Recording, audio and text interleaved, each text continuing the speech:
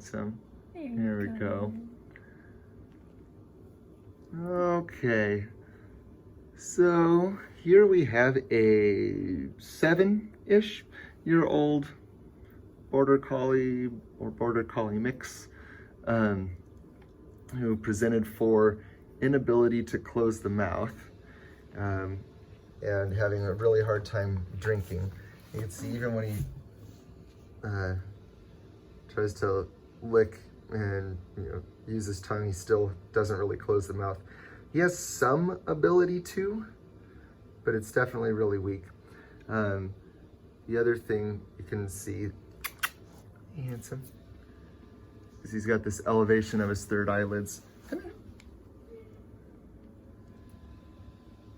Particularly that right side, maybe a bit. Definitely some on the left, but particularly right. So definitely there's problems with the cranial nerves. The come here. Let me see. The nerve that affects the ability to close the mouth is the trigeminal nerve. And that will also affect sensation in a lot of the face. So it can affect their blink reflex, the palpebral reflex. And you can see, well, he can blink voluntarily. It doesn't really do it well. Oh, if I poke him right in the eyeball, he kind of does. Oh boy. It's like, just, oh, I know. You don't like all this. You don't like all this.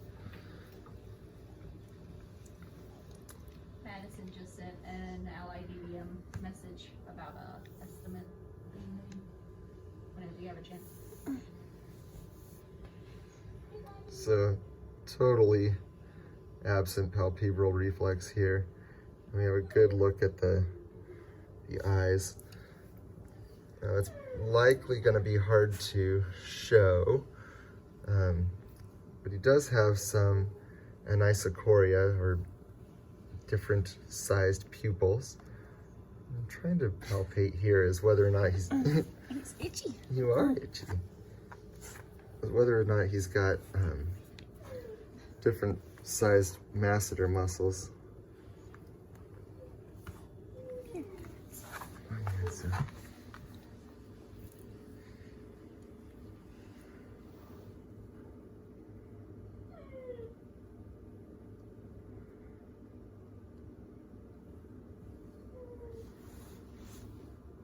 See, this is all pretty symmetrical.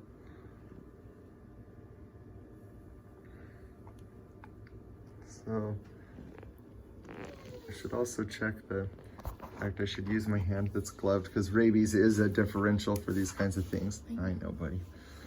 Although I think it's very low likelihood given this dog's history. You pinch the lip, they should give you a snarl response, like pull their lip up, and really not getting much there. That lip is definitely innervated by the trigeminal nerve.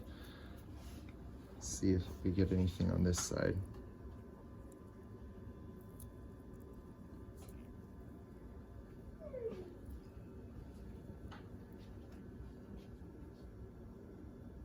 Really nothing there either. The other thing that we can check is the sensation of the nose.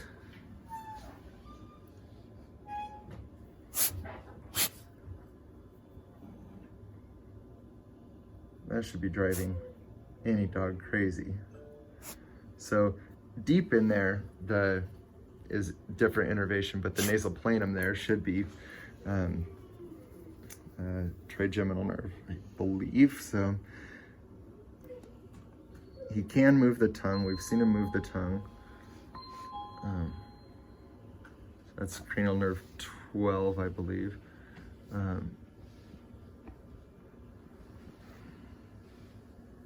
Let's see if we can.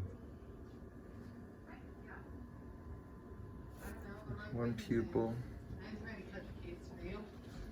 other pupil. Thank you, buddy. Small and big. So definitely there's some meiosis over here. For what? So, and I do think the third eyelid elevation is probably a little more pronounced on the right than the left. You definitely have some on both. And does he have sensation with the pinna here? I guess he was scratching, so presumably he feels something here. But see something more tickly.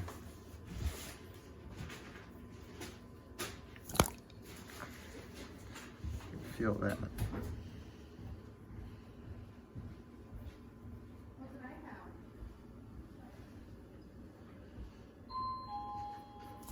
Yeah. All right, and he can see, presumably.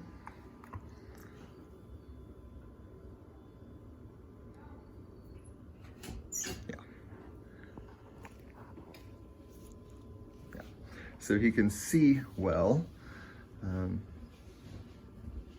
No lymphadenopathy that we can appreciate here.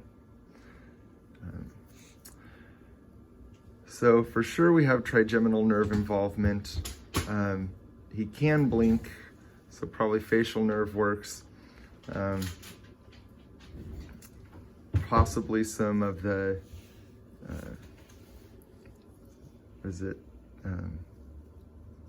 sympathetic fibers that affect and cause Horner's. Could be some involvement of that, and or I believe it's oculomotor nerve. I do not know that for sure. It affects the pupils. I think that's right though.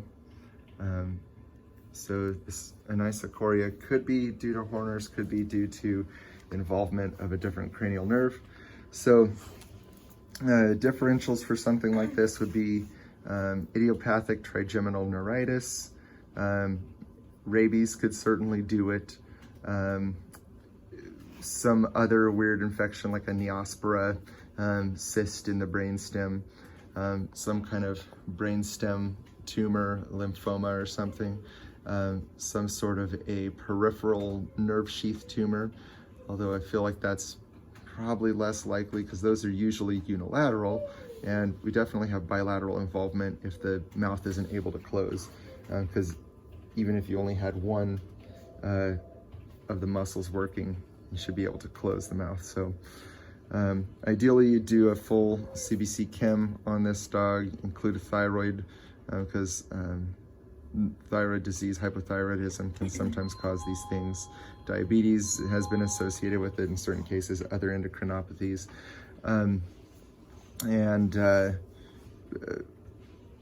Plus or minus imaging like a brain scan, MRI, CT. Treatment-wise, if it's trigeminal neuritis, really there's not much you can do to treat it specifically. You need to just support them.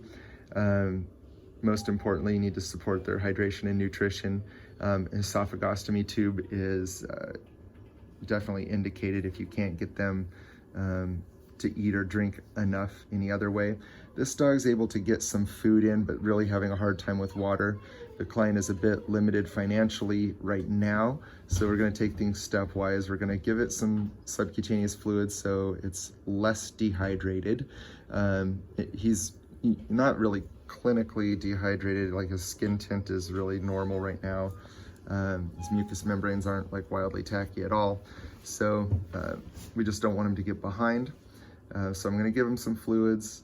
They're going to feed him food that's been watered down and or some wet food meatballs, see if they can't get some hydration into him that way. And if they're not successful there, we probably will place an E-tube, and either they're going to get some funds or maybe we'll just make an arrangement for them, because if it's just a matter of a few weeks of fluid that this dog needs, well, let's try and make that happen. So anyway, that is our plan, and hopefully for this guy, this will clear up in the like a trigeminal neuritis should, in the typical course of 2 to 3 weeks, although they can take longer. And hopefully he doesn't develop other cranial nerve signs that would make us worried about some worse brainstem problem. All right.